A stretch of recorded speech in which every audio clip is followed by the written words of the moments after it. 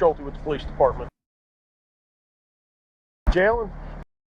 Teens realize they accidentally killed their best friend. Sergeant Schulte with the police department. Sorry we gotta meet like this, bud. This is 21-year-old Jalen Carter, just hours after celebrating one of the biggest moments of his life with his teammates, as his future in professional football officially begins. What? Nigga, I just was about to say, nigga, I know who this is.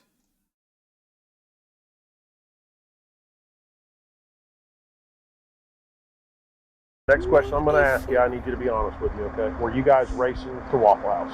But what no one at that celebration realized yet is that later that night, those same friends were involved in a high-speed crash that would leave multiple bodies at the scene. All right, how many people were in the car with y'all? 4 people. 1 male, 2 other females. You play for the university? Yep. Yes, sir. As police begin working the aftermath, what initially appears to be a tragic accident quickly becomes something much darker. As the truth behind the brutal 109 miles per hour crash came into focus, Damn, nigga. investigators realized this would become one of the most devastating crashes ever connected to the University of Georgia. Okay, please, if you can hear me, please say something. Got one patient in the car, unresponsive, one on the ground. No, he promised. I was on that. It's probably going to be a bad day out here. No pause. Oh, shh.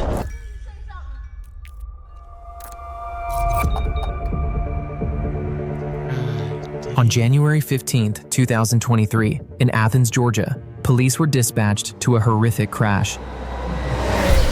Just minutes after the University of Georgia's national championship celebrations had ended. What the fuck?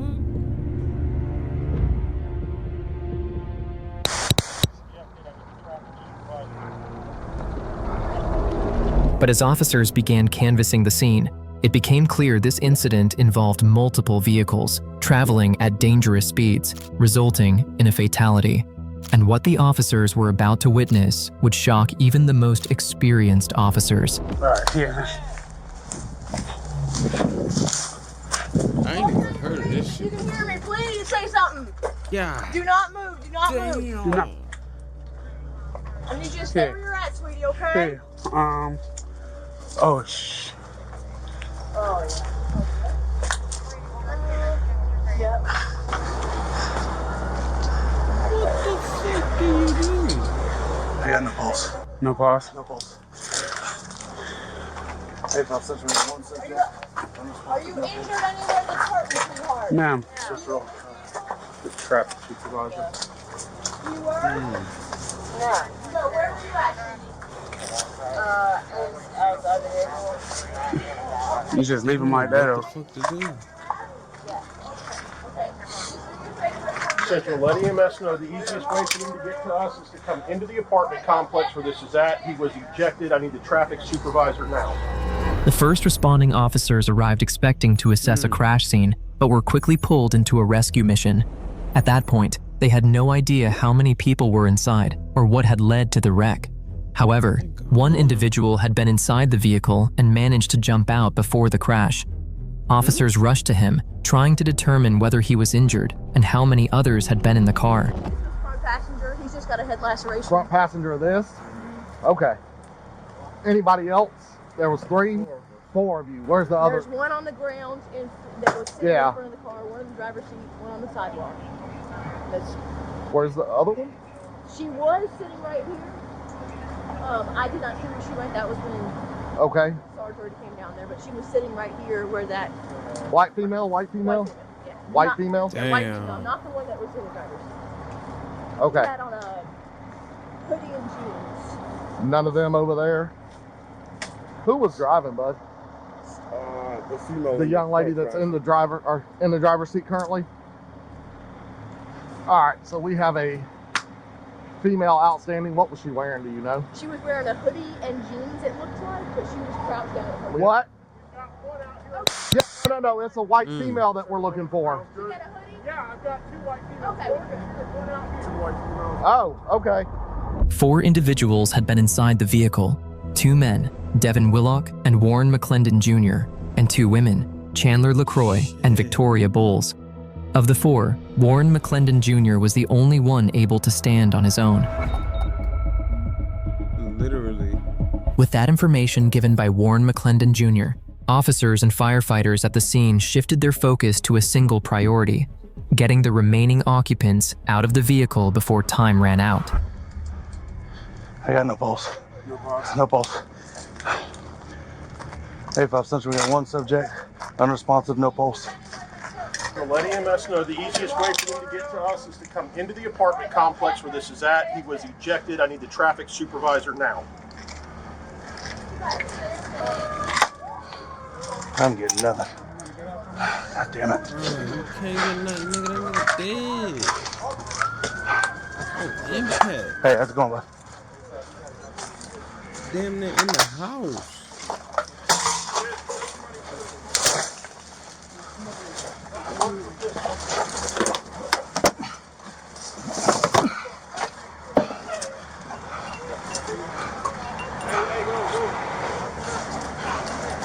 God damn. That's some scary shit.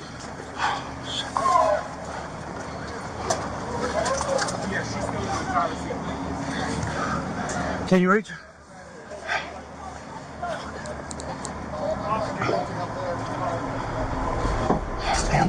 Unfortunately, one thing was already clear. Devin Willock had been ejected from the vehicle, and the injuries he sustained would ultimately prove fatal. As officers turned their attention to the remaining occupants, they didn't yet realize this crash would claim another life before the night was over.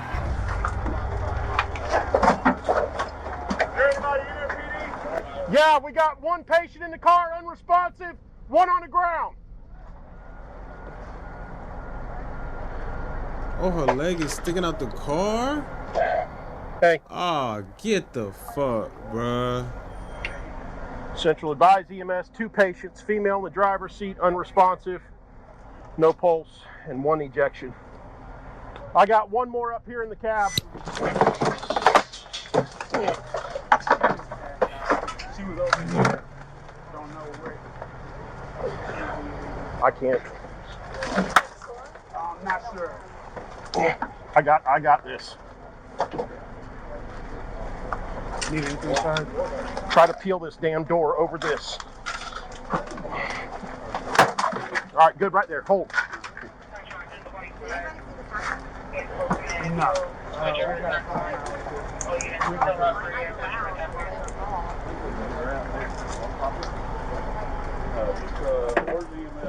Over here on the other side of me.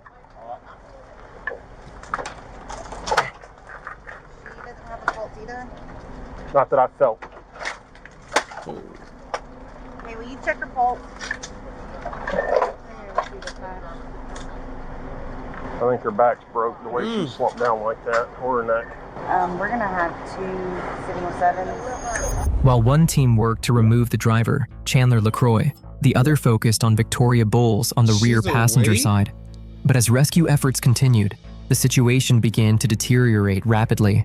Victoria Bowles appeared to be suffering from severe trauma, disoriented, and unable to recall that she had even been involved in a crash. What going this side, fuck, that side. bro?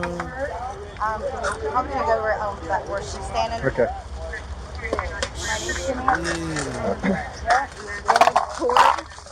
T-O-R-I. T-O-R-Y. When's your birthday? Do you have an ID on her? Have we got that far? Huh? Have we identified her yet? What's your last name? She's got it. No. What is it? Bowles. B-O-L-E-S. Don't leave your name. 301. Huh? We ain't gotta do all that. When We do you need pull to do into this, the baby. complex, Why? Because you're wearing continue red. around to the left, and we're gonna No, be I on the wasn't other right, I side. promise. I think I promise. I wasn't Bruh, right. that is Stay insane. still. You was not fucking right. giddy, Stay still. bruh. Wait, no, I was on the right. That much Where were you? trauma have you that fucked Here up the you whole can't time. even remember what just I happened. think you promised I was on the right. That's crazy. Wait, that makes me sad. Someone else was in you.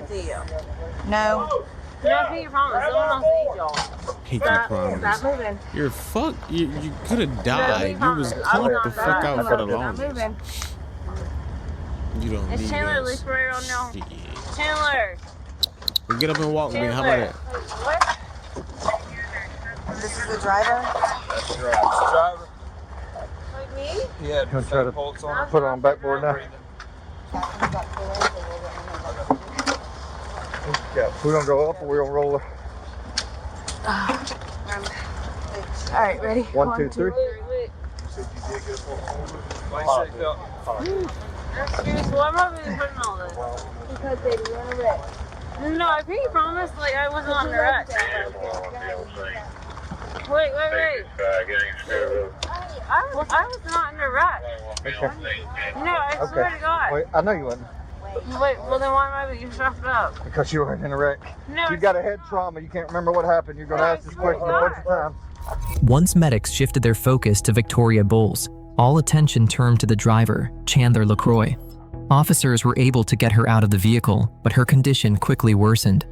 Her pulse faded, then returned, only to fade again, leaving responders fighting to stabilize someone who was barely clinging to life. CPR. Okay. Well, we're working it. Someone get that one down here. That's some glass in my leg. Oh, that's fun. We had laceration sitting on the curb. I got you. You're good. I ain't worried about that one. We don't even have to worry about the head laceration. I agree. So, let's go ahead and start carrying her. Here, I got your left side if you need it. Okay, on the third right now. I got you.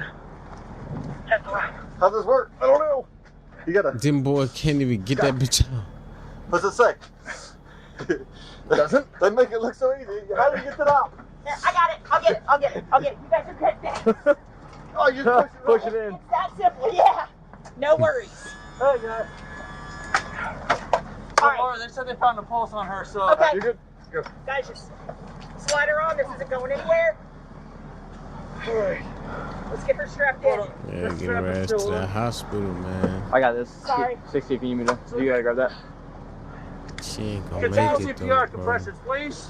We got one more. 2 out of 4 didn't make it. Just make sure it's in.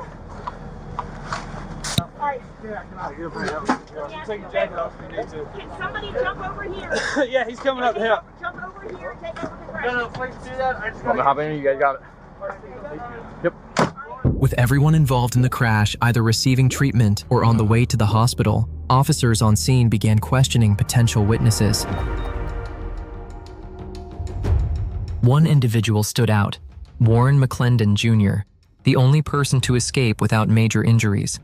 As a result, attention quickly turned to him. How the fuck you One get out? officer approached McClendon Jr. to gather more information, while another canvassed the surrounding area, checking with nearby residents to see if anyone had seen or heard anything before the crash. Hey, boss. Where were y'all coming from? Yeah. Downtown, going to Waffle House. Going to the Waffle House down there? Okay. What happened? To be honest, I don't know. We just came around the corner, and next thing you know, I was looking down at my phone. Was she moving? Was she flying? I'm assuming there's a white female driving. Oh, How fast do you think y'all were going? I couldn't tell you, sir. I'm sorry. Okay. Do you know the names of the people that were in the car with you? Devin, Tori, and Chandler. Devin, Tori, and Chandler? Okay. How do you know them? Through football. You play for the university? Yes, sir. Does Devin, who's the other player? Devin plays. I think the white male that's on the ground. A white male or black male? Black man. All right. Do me a favor. Sit down. Oh yeah. Besides bleeding a little bit anywhere, you hurt anywhere else? No, sir. Did you get ejected out of the car or did you walk out? I had my seatbelt on. I climbed out the window. Which seat were you in? The front passenger. You were the front passenger. This one I'm gonna go down, all right? Okay. How What's the the fuck young you get lady's out? name that was driving? Chandler. That's all I know. I don't know. You don't know her last name, buddy? Okay. Whose SUV was that? I have no clue. I'm assuming hers, maybe? Yeah. Okay. When officers spoke with Warren McClendon Jr., he appeared disoriented and claimed he didn't remember what had happened. He repeatedly said he hadn't been paying attention, offering little detail that could explain how the crash occurred. With no clear answers coming from him, another officer expanded the investigation, going to the only family that was present at the time to see if any neighbors had witnessed or heard something that could help reconstruct exactly what happened that night. That one I think was following them. Right, but That vehicle? Yeah, I think that they were watched him park following. and then run that way. That's all. Yeah, because it was just this vehicle that was involved. So it's going to be a big mess, probably. Oh shit, nigga Four. snitching. And they 4 in the one car, and they are UGA football players, so it's probably going to be a bad day out here. They're all UGA? No. Okay.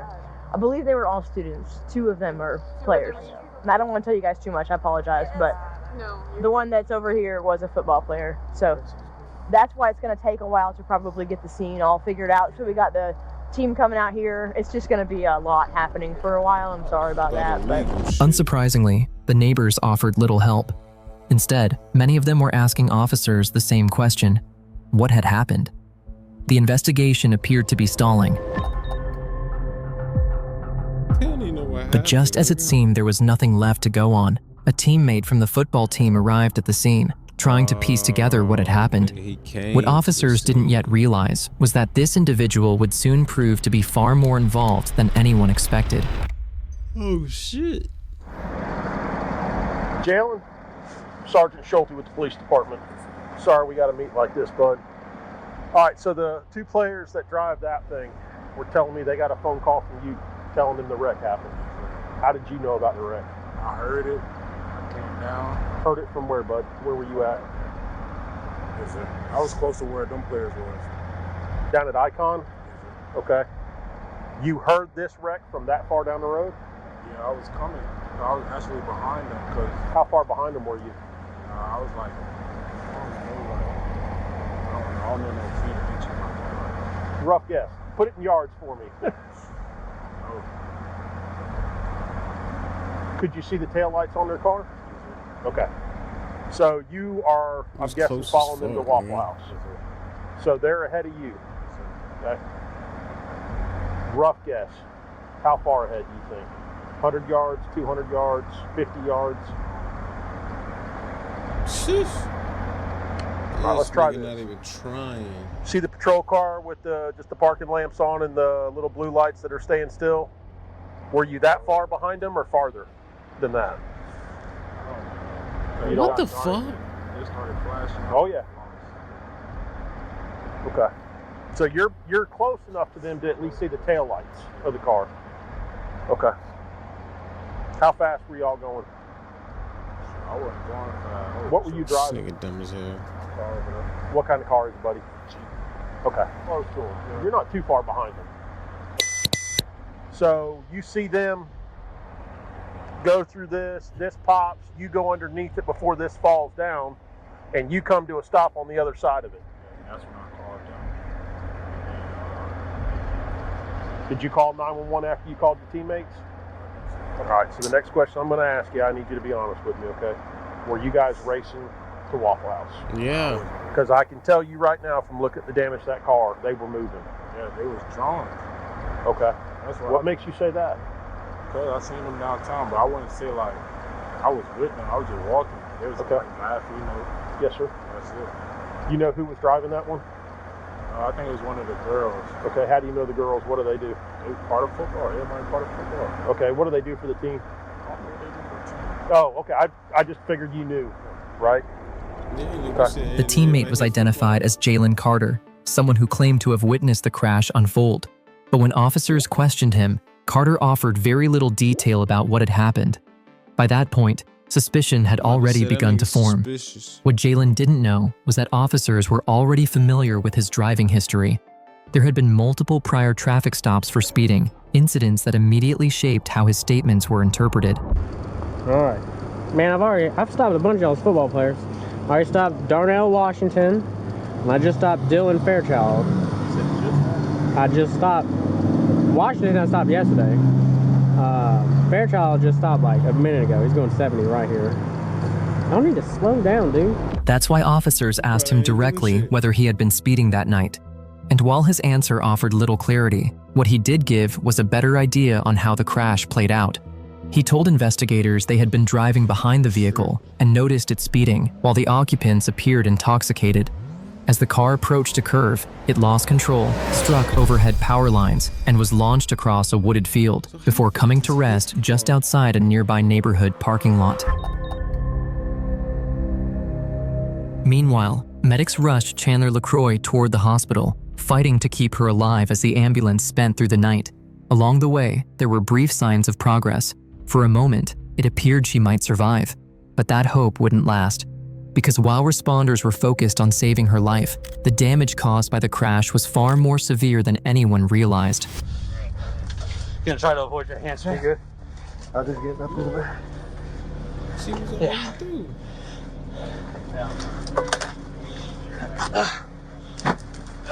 When you can, we're gonna cut that too. Excuse me, when we cut. 1, 2, 3. Go ahead. Go ahead and shut that door. I get Nope. Hey, can you put this on the legs, someone? On the legs? On the legs, just gonna rest there. Yep. It's okay, it's on your attached. Push in. Remember, push in. Is it up or in? Push, like straight in. Ready? Yeah. Got it? Yep. All right.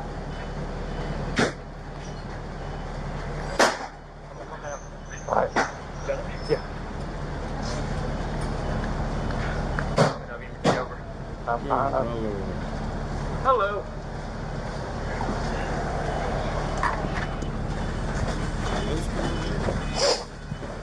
Hello. We are coming to you with the Jane Doe, young 20s, significant MVC with a DOA in the same vehicle. She was the driver. She was estranged. She had to be extricated. She's been unresponsive the whole time. 302 says they felt a faint pulse when they were getting her out. By the time we got there, she was pulseless apnea. She's an asymptomatic the entire time with us. Significant blood in the oral cavity, significant blood in the left forehead. Despite every effort by medics, Chandler LaCroix could not be saved. The injuries she sustained in the crash were fatal, and she was later pronounced dead at the hospital.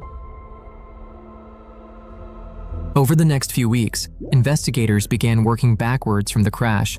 They interviewed multiple members of the football program, not because everyone was suspected, but because the truth of that night didn't live at the crash site. It lived in the minutes leading up to it. Piece by piece, officers tried to reconstruct who was driving with who, where each vehicle had been, and what the group had been doing before the impact. They weren't just looking for a timeline, they were looking for consistency. Because if this had truly been a tragic accident, the stories should have lined up. But if the accounts didn't match, if key details were missing, then it meant the crash might not have been the full story. And as investigators closed in on those unanswered minutes, one question began to matter more than any other. Was this simply a fatal accident, or had something far more reckless led to it? Don't you fucking move. Hey, fucking prick, you can't say shit to me. In the car! Fucking shut the fuck up! Now, imagine seeing so much more. Well, that's why we went all out and decided who to because I know some exclusive page and image. With few answers to work from, officers began pursuing new leads, hoping someone could help untangle what had really happened. Hey, Mr. Carter. Yes, sir. Hey, good afternoon. This is Officer Trotter with Athens Clarke County Police Department. Yes, sir. Hey, so I was giving you another call back. We spoke the first time during our interview, and you said that you might be able to get the name of the female that you were with that night. All right. Do you remember at all? No, I still don't have the name, but I have her number if you want it back. Okay. What's her telephone number? Do you remember like a first name at all, or what you called her at the time, or? No, sir. Okay. All right. All right. Well, I'll give her a phone call. I appreciate it. Not on everything, Yes, bro. sir. All right, sir. The next move for investigators was strategic. They needed to determine whether Jalen had anyone who could corroborate his account, someone who could confirm he wasn't directly involved in what led up to the crash. That question mattered, especially given Jalen's known history with speeding, which had already placed him under early suspicion. Adding to that concern was a detail Jalen had mentioned days earlier. He claimed there had been a woman in his car the night of the crash. With that information in hand, investigators moved quickly. Before stories could change or memories could fade, officers set out to find her, knowing her account could either reinforce Jalen's version of events or unravel it entirely. Hey, Miss Pierce.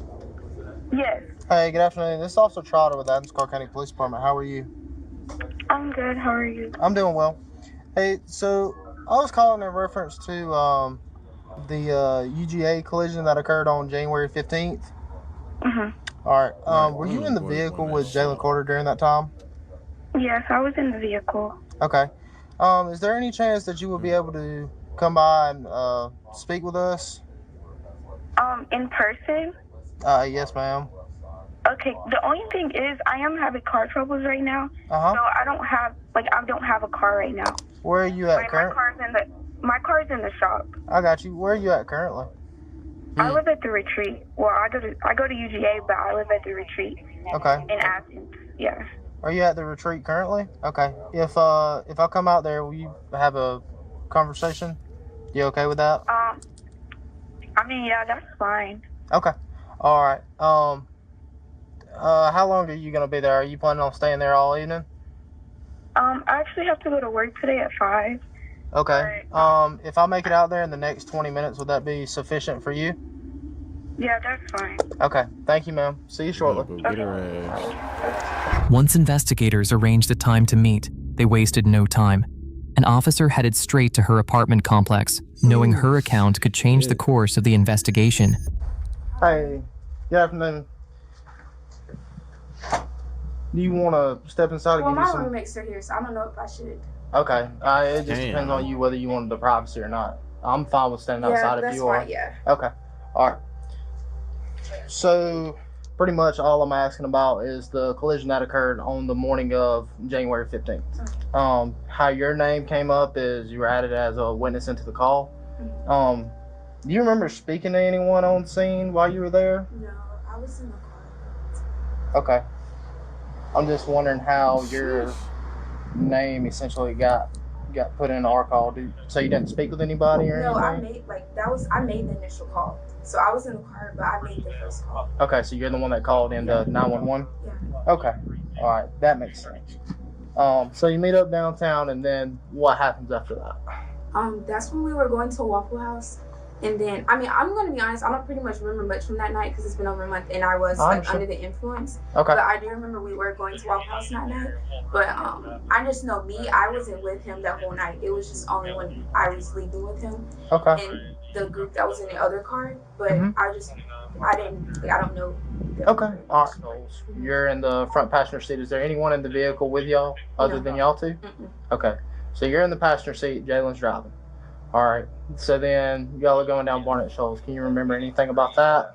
I remember a little bit. I just remember we were behind, but as far as I remember is she didn't make the turn. I'm not sure what exactly happened, but that's what I remember seeing. Okay. And that's pretty much as much as I can remember from that night. Okay. And then when I called, that's what I I guess she hit. That's what when I called, I saw that she not saw that she hit a pole, but I seen stuff it was coming down in the street. So then when I called, that's when I called that someone hit a pole. Okay. During those 10 to 20 times, did you ever drive? Was it the same vehicle every time? Yes. Okay. For the most part. And would you ever drive? Or it was his vehicle? It was his. Okay. So this black Jeep Cherokee is his car. Mm-hmm. You've been in it before. You've been in it 10 to 20 times. Mm-hmm. And it's his vehicle. It's one that he always drives. Yeah, this is his car. Yeah. Okay. Have you ever seen anybody else driving? No. Okay. What Pierce doesn't realize is that every question she's answering is quietly narrowing the scope of the investigation. It's an investigative interview, a controlled conversation designed to do one of two things: clear her entirely or place her closer to the truth of what happened. That's why the officer's demeanor subtly shifts as the questions change. The focus moves to the car, who usually drives it, whether she's ever driven it herself, and when the roles may have changed. They're used to quietly eliminate possibilities, rule people out, and determine who can and can't be tied to the events of that night. And by the time the interview ends, the officer will know whether Pierce walks away completely or whether her answers have pulled her deeper into the case. Did he talk about the Regadol on the way home or anything like that? Or yes, but I really don't want to get into that, of what, what he said, 'cause I feel like that's just something you probably should ask him. Okay. But, of course, when something like that happens, like, I feel like that's something you will feel, because that would be traumatic, at least for me. You're right, I understand. I'm just trying to get the full picture of like what all was going on at the time of when it occurred. You know, This kid got to slap these cuffs on your ass. Like conversations, it was just like, you know. In shock, yeah, I would describe it in shock. Okay. Words. I really appreciate your time and coming out and speaking with us. Sorry I Okay? couldn't answer earlier. I was in class and I had my phone on silent. So It's completely fine. I just, at this point, I mean, I'm just like narrowing everything down and speaking with everyone that was involved. Right. And then We're once I gonna found see out your that ass you were again. the female that was in the car with him, that's why we're having this conversation. With Pierce cleared, investigators moved on, leaving her behind as another bystander caught up in a night that spiraled out of control. As the days passed, investigators began bringing in every team member who had been there that night, comparing stories and searching for the first crack in the timeline. Investigators began with Dumont Johnson, the first to be called into the station to give his account of that night. Yet officers would soon grow suspicion. All right, so I just want to clarify a couple things in that. You said Jalen called you, you were headed out of downtown, and Jalen called you at some point between there, when you left Toppers and when you got to Icon. Yeah. Where were you at on the road when y'all had that phone call conversation about going to Waffle House? Can you remember? He was trying to call me, but that road right before you turn, that Barnell Charles Road, we had the light right there. So you turn on that road and you got that street. We was at that light right there. The light right after you go into the 10 loop on Lexington Road? So we see each other right there, and we debating on that. Do we want to go to Waffle House? So that's why I put in my house, because I'm still debating if I want to go there or not. But then when we get to my crib, we get the call saying they crashed. Come down. That's when we flew out of Icon, trying to get there. So you were sitting, y'all don't technically like call each other on the phone, you just roll your window down? Yeah, at the light, that's like, at the, where y'all going? We're going to Waffle House. That's the conversation we had. Okay, so you knew who all these people were? Yeah. Had you seen them downtown prior to that? Accident? Mm-hmm. Yeah, I saw them at night. Okay, where'd you see them at? Toppers. Okay, so you and, I'm guessing Smile was in Toppers with that group? Yeah. Because the story that I'm receiving is that everybody essentially was in Toppers right before they closed down. Yeah. Okay. So you come out of Icon, you take a right, you travel up to the wreck scene. What do you see? Shit, it was just dark because they hit the light pole. Mm-hmm. So it's really dark at this moment. So I really don't see nothing. At this point, I'm trying to slow down because I don't see nothing. It's real dark at the scene at this time. I don't see nothing, so I'm not trying to go fast. Okay. But I end up hitting the wire as I'm driving down. So I kind of like turned inside of my car, hit the wire. I don't know if it sparked then or not, but then I turned my car, so I'm coming this way with the ropes hanging down. Uh-huh. I come and I turn. That's when my car was facing that way. Boom. And then we trying to get to JC outside already. They didn't call the police not one time. They in the bushes or the houses. Okay. And then shoot, I don't know how we're gonna get to them unless we jump through the wires. So, we jumped through the wires and trying to find them, but shit, it's too dark. We don't see nobody. Okay. Get there. I'm not asking did you see the wreck. I'm asking when you're sitting at the light having a conversation with Jalen right here where y'all stopped at that red light right there, Lexington Road prior to Barnett Shoals. Did you see the expedition in your rearview mirror or anything? Okay. Was there anybody in the car with Jalen? Yeah, it was a female, but I don't know. I never saw her. I just saw I seen her, but I wasn't able to see her if you want a description of her, because she was in the car. Was she somebody associated with the team, or why would she be riding around? Oh, I don't know. I don't know. Okay. That's his coochie he getting, bro. Pretty much it. I appreciate your time coming in and talking to us. As the investigation continued, officers spoke with multiple people who had been present that night. Some accounts claimed that Jalen Carter had been driving at high speeds. Others went further, alleging that he had been racing another vehicle in the moments leading up to the crash. Notably, those claims did not come from his teammates, none of whom reported witnessing Carter racing that night. Instead, the allegations came from other individuals who were nearby, including people who said they had seen Carter's vehicle speeding through the area earlier that evening. By that point, investigators weren't focused on a single statement. They were comparing who said what, when, and from where, trying to determine which accounts aligned with the physical evidence and which didn't. Eventually, investigators reached a conclusion based on witness statements, crash reconstruction, and vehicle data.